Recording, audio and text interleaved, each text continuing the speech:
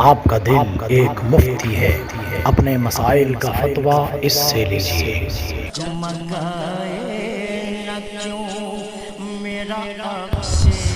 دل ایک قاضی ہے، اپنی اچھائی اور برائی کا فیصلہ اس سے کروائیں۔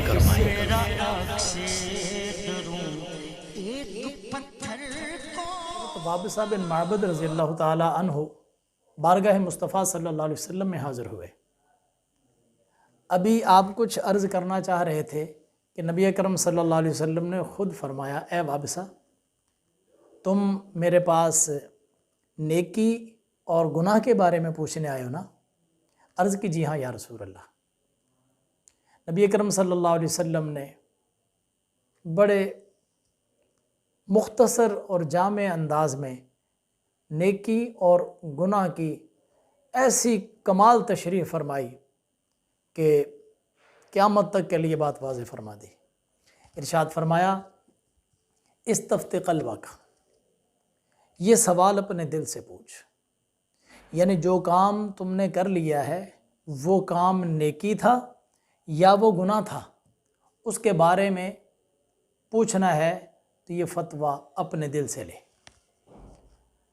اس سے پوچھ، یہ تمہیں بتائے گا کہ تمہارا کیا ہوا کام نیکی تھا یا گناہ تھا۔ فرمایا استفت قلبک، اپنے دل سے پوچھ نیکی کیا ہے اور گناہ کیا ہے۔ فرمایا جس کام کے کرنے پر تیرے دل کو سکون مل جائے، تیرے دل کو اطمینان مل جائے، اس کو ٹھنڈک پڑ جائے، جس کام کے کرنے کے بعد یہ پرسکون ہو جائے، سمجھ لو کہ تم نے نیکی کا کام کیا ہے۔ اور جس کام کے کرنے کے بعد یہ دھڑکنے لگ جائے، دھک دھک دھک دھک کرنے لگ جائے، جس کام کے کرنے پر یہ تمہیں ملامت کرے، جس کام کے کرنے پر اس پر وسوسے طاری ہو جائیں، اس پر گھبراہٹ طاری ہو جائے، سمجھ لو گناہ کا کام کیا ہے۔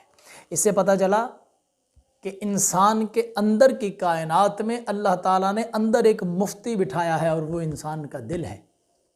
یہ انسان کو اندر بیٹھا فتویٰ جاری کرتا ہے کہ کون سا کام تم نے ٹھیک کیا اور کون سا غلط کیا۔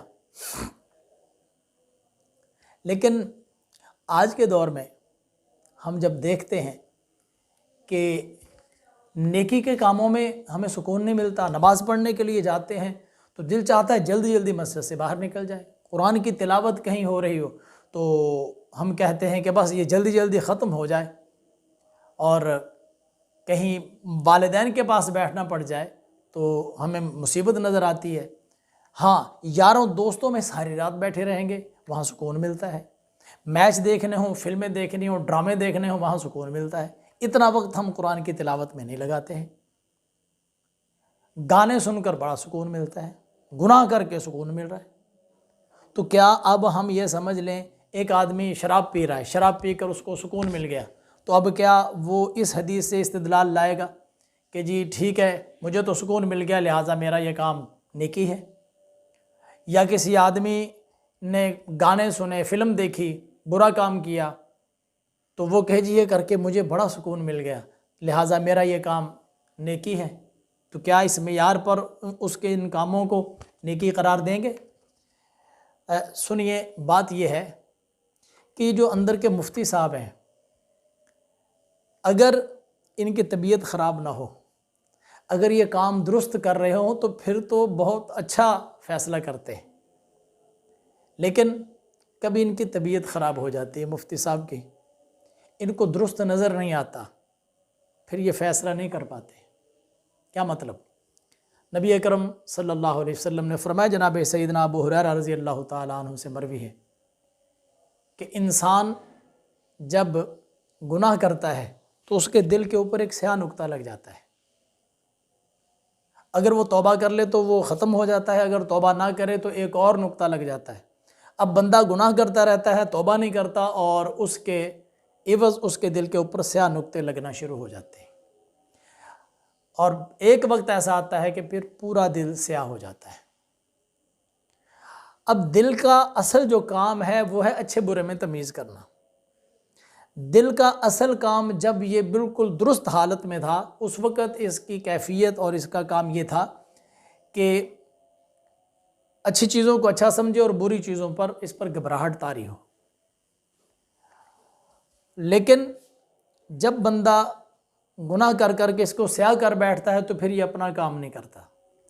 اب دیکھیں، نماز، سجدے، تلاوت، نیکی کے سارے کام، ان میں اللہ نے سکون رکھا ہے، یہ سکون والی چیزیں ہیں، یہ اطمینان والی چیزیں ہیں۔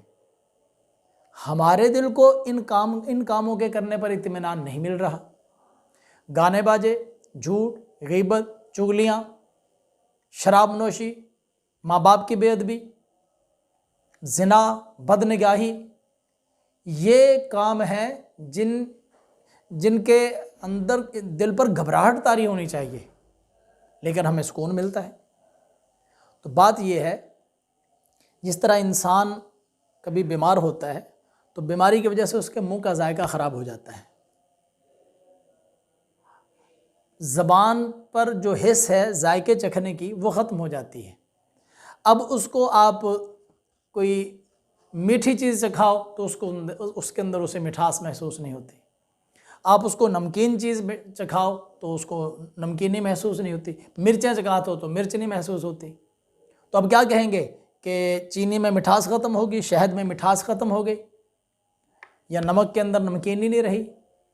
نہیں، شہد میں مٹھاس موجود ہے، لیکن اس آدمی کی طبیعت خراب ہے، اس کا ذائقہ خراب ہو چکا ہے، اس کو سمجھ نہیں آ رہی، اس کو پتہ نہیں چل رہا۔